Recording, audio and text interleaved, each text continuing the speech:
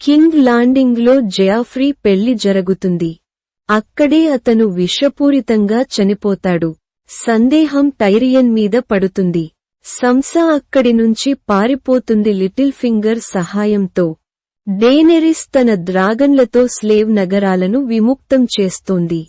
Tyrian మీద న్యాయస్థాన విచారణ జరుగుతుంది. టైవిన్ సర్సీ అతన్ని శిక్షించాలని చూస్తారు. జెమీ టైరియన్ను విడిపించడానికి పక్కపక్కన పని చేస్తాడు. ఆర్యా హౌండ్తో కలిసి ప్రయాణం చేస్తోంది. బ్రాన్ ఉత్తరానికి చేరుకుని 3 కన్నుల కాకిని వెతుకుతాడు. టైరియన్ పోరాట న్యాయాన్ని కోరుతాడు.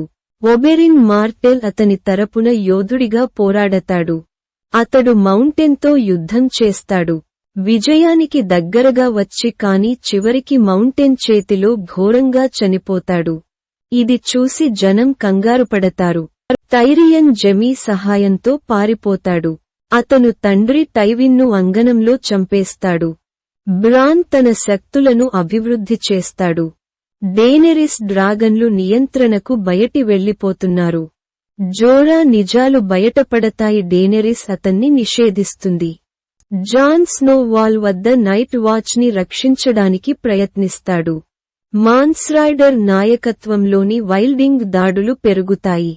యుద్ధం పెద్దదిగా మారుతుంది. ఇగ్రిట్ యుద్ధంలో చనిపోతుంది. జాన్ బాధపడతాడు.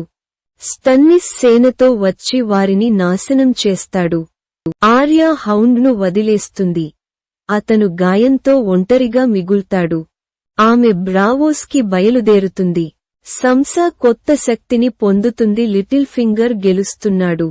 డేనెరిస్ తన పాలన కష్టాల్లో ఉంది. వెస్టరోస్ మీద చీకటి కమ్ముకుంటోంది. If you are still here and like the video, please like and subscribe.